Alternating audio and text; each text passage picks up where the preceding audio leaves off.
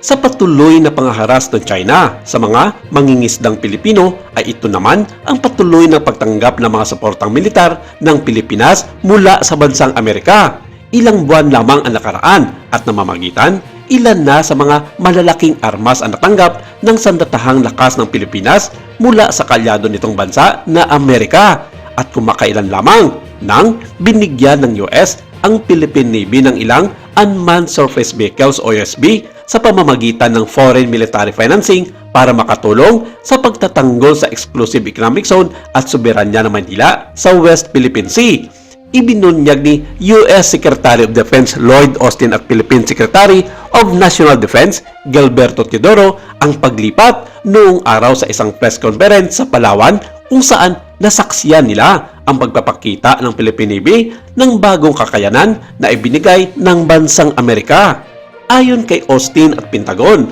ang mga drone ay ang Mantas T-12 USB mula sa Maritime Tactical System o MARTAC at aasahan pa ng sandatahang lakas ng Pilipinas na makakatanggap pa ito ng karagdagang mga numero ng nasabing USB sa mahigit sa 12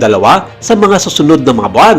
Hindi man kinumpirma ng Armed Forces of the Philippines ang tungkol sa pananatili ng Typhoon missile system ng Amerika sa bansa, pero sinabi na ng ilang mga Chinese state media na pag-aari naman ito ng Pilipinas at malamang na nabili na ito sa Amerika. Bagay naman na hindi ito nagustuhan ng bansang China dahil ayon sa kanila ito raw ay isang pagpapakita at panghikayat ng Pilipinas na makapagyera laban sa kanila. Sa kabila nito, inanunsyo na rin ng Defense Department ng Pilipinas na tuloy na ang pagbili ng 2 diesel electric power na submarino sa hindi pa ipinakilalang bansa o manufacturer nito.